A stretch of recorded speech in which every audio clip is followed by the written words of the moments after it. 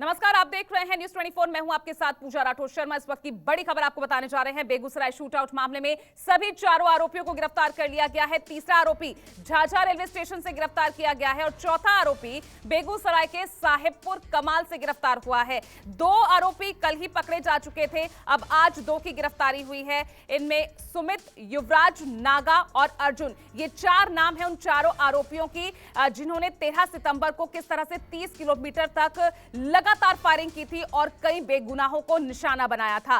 तो कल दो आरोपियों की गिरफ्तारी पुलिस कर चुकी थी और आज बाकी बचे दो आरोपियों की भी गिरफ्तारी की जा चुकी है। इनमें जो नाम सामने आए हैं, जो कल गिरफ्तार हुए वो सुमित और युवराज, जो आज गिरफ्तार हुए हैं उनमें है नागा और अर्जुन। जो नागा है वो रांची भागने की फिराक में था और उसको पुलिस ने पकड़ लिया है। आपको बता दें, इस अंधाधुंध फायरिंग में 11 लोग घायल हुए थे, एक की मौत हुई।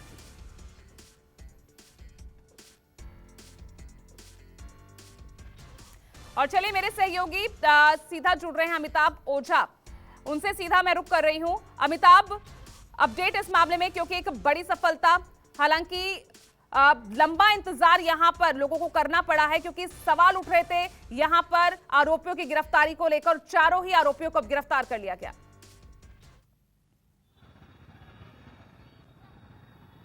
जी बिल्कुल, देखिए बेगूसराय के लिए ही नहीं बल्कि ये पूरे हिंदुस्तान को इस घटना ने झकझोर कर रख दिया था। जिस तरीके की पूरी वारदात को यहाँ पे अंजाम दिया गया था, एक ऐसा ब्लाइंड केस जिसका सॉल्व करना पुलिस के लिए एक बड़ी चुनौती थी, जिसमें ना कोई गवाह था, ना कोई चश्मदीद था और ना ही कोई सबूत थे। लेकिन लगातार इस मामले में काम करते हुए इस पूरे मामले को फाइंड आउट कर लिया गया है। चारों जो शूटर थे, जिन लोगों ने इस घटना को अंजाम दिया था, उनकी गिरफ्तारी भी हो चुकी है और जिनकी गिरफ्तारी हुई है काफी नाटकीय ढंग से, सभी चारों जो शूटर थे जिन लोगों ने गोलीबारी की इस घटना को अंजाम दिया था, उन्हें गिरफ्तार कर लिया है बेगूसराय पुलिस ने। देखिए, अपने दर्शकों को हम जानकारी देते, 4 शूटर की पहचान हुई थी, जिनकी पहले ये सामने आया था कि 2 बाइक सवार सामने आए थे। उसके बाद 4 की बात हुई कि 4 लोग इसमें इन्वॉल्व थे और उसके बाद जब इनकी पहचान हुई तो ये निकला कि सुमित, युवराज और नागा उर्फ केशव और अर्जुन, ये 4 नाम हैं जिन लोगों ने इस दहशतगर्दी को अंजाम दिया था, जिन्होंने फायरिंग की घटना को अंजाम दिया था।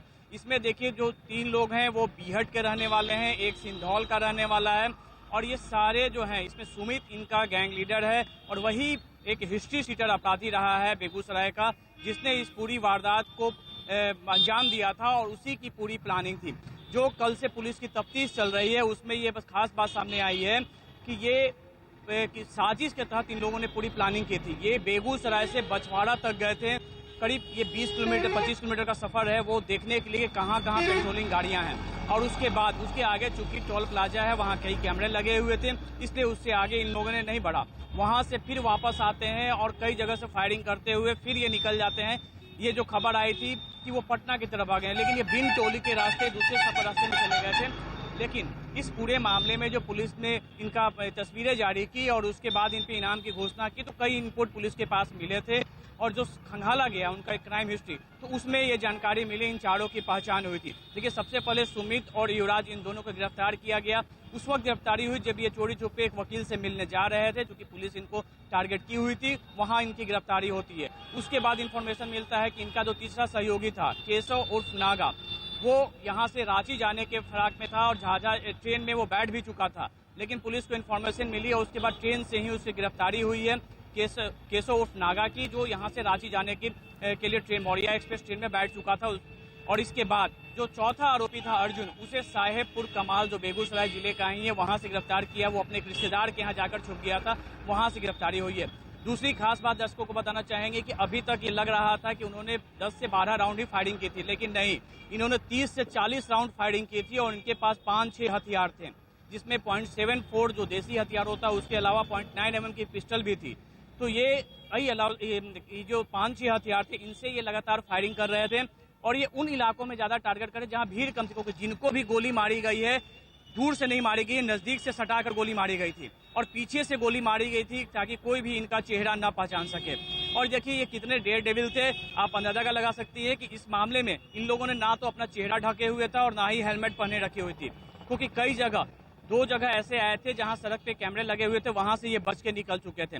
लेकिन कल जब गिरफ्तारी हुई, पुलिस देर रात इन्हें लेकर उन तमाम स्पॉट पर गई थी जहां पे इन लोगों ने फायरिंग की थी।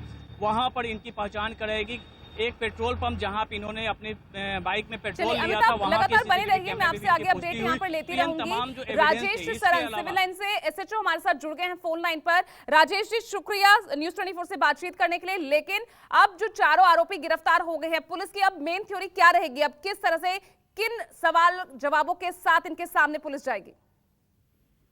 मैडम देखिए, वो पुलिस की स्ट्रेटजी क्या होगी ये तो बेगूसराय पुलिस बताएगी। हम लोग तो जमुई SHO, हम झाझा SHO हैं और हम लोग का सिर्फ ये था कि SP साहब हमारे फोटोग्राफ भेजे थे और उनका आदेश था कि वो मौर्य एक्सप्रेस से एक आरोपी जा रहा है। तो हम लोगों ने ट्रेन की सर्चिंग की और उसमें वो पकड़ा गया एक आरोपी और फोटो से उसका मिलान हुआ।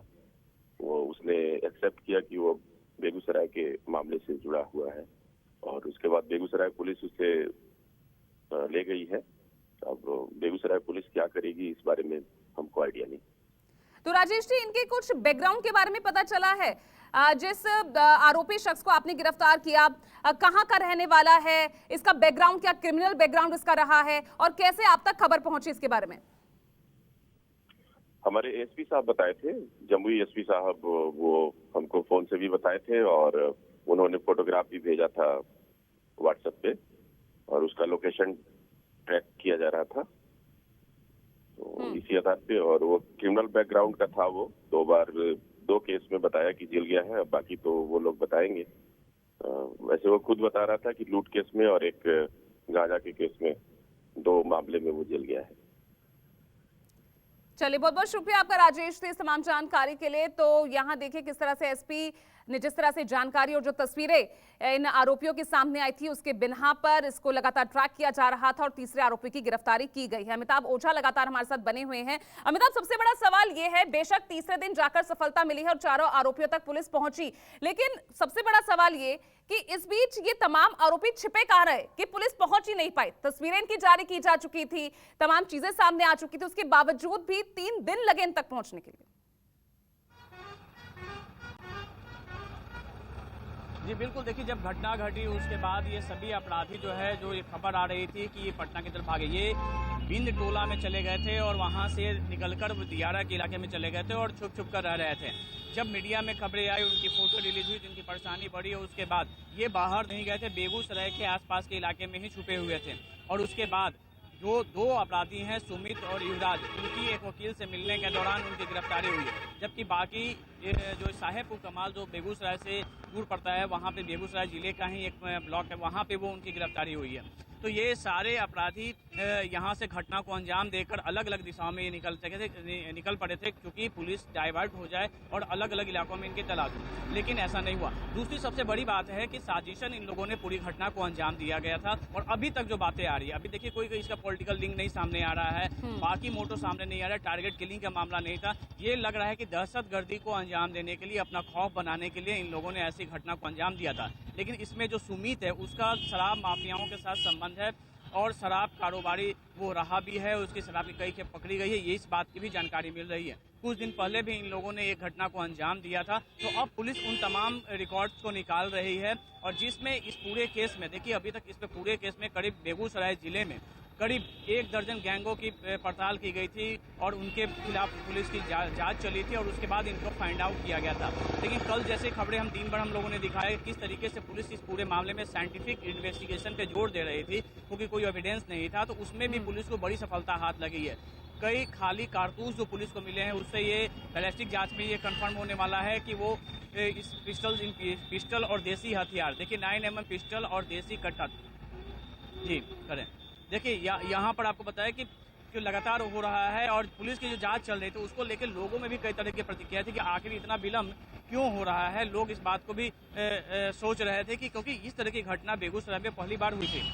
आपको बता दें कि जो घटना हुई उसके बाद कई तरह के लोग कर रहे। अच्छा बताइए कि पुलिस को 3 दिन लगे पकड़ने में अपराधी को, इस घटना को लेकर कैसे बेगूसराय के लोग सोच रहे थे? बेगूसराय क्या सोचेगा, देख लीजिए जैसा, ऐसे तो खैर हमको इस चीज़ के बारे में अभी हमको उतना जानकारी नहीं है। देखिए चारों जो हैं नोटोरियस अपराधी हैं यहाँ पे, और खासकर सुमित के बारे में ये आया है कि किस तरीके से वो पूरी वारदात को अंजाम दे रहा था। तो इस वजह से पुलिस के सामने सबसे बड़ी चुनौती थी कि इनको पकड़ा कैसे जाए, और पुलिस ने इस मामले में अपनी जांच आगे बढ़ाई, साइंटिफिक इन्वेस्टिगेशन पे जोर दिया और उसके बाद इस नतीजे पर पहुंचे हैं कि ये अपराधी कौन थे और इसमें शामिल थे, इस बात की पुष्टि पुलिस ने कर ली है। कहाँ ना, क्या नाम है आपका? मेरा सर राजेश प्रधान नाम हुआ, घर सनपुर बागर पड़ता है। बताइए कि जो घटना घटी थी कितना लोग दर्शक में? उसमें दर्शक में तो मिला जुला कैसे 24-25 आदमी को बोल रहा था। ऐसे फिलहाल में 12 आदमी का थी, मतलब मोबाइल में ये बता रहा है कि 12-13 आदमी का मोबाइल में बता है। पहले घटना हुई थी ये पहले, इससे पहले ऐसा घटना नहीं हुई थी जैसा घटना अभी हो रहा है ना सर, ऐसा घटना कभी नहीं हुई थी। 3 दिन लगे पुलिस को खोजने में। स्वाभाविक है सर, खोजने में 3 दिन के और ज्यादा भी लग सकता है सर जी, लेकिन ऐसा घटना भविष्य में कभी नहीं हुआ था। ऐसा घटना जो घटना हो रहा है ऐसा घटना कभी नहीं हुआ है। वैसा घटना इसलिए कि आदमी को रहने के लिए भी, रोड पर खड़ा रहने के लिए भी डर है ना कि कभी गोली चल रहा है, ये चल रहा है, इसलिए कि दर्शक में आदमी लोग भी पीछे हट रहा है ना रोड पर रहने से। चलिए अमिताभ, लगातार अब आप हमारे साथ बने रहिएगा और वाकई में जो तमाम चीजें सामने आ रही है, हालांकि उसको लेकर अब इसके पीछे की क्या कुछ बातें रही हैं, किस मंशा के साथ इन आरोपियों ने इस पूरी घटना को अंजाम दिया, ये गोलीबारी की, बेगुनाहों को निशाना बनाया। आज हो सकता है इस मामले में प्रेस कॉन्फ्रेंस यहां पुलिस की तरफ से की जाए और तमाम चीजें साफ हो जाएंगी। एक छोटा सा नमस्कार, मैं हूं मानक गुप्ता।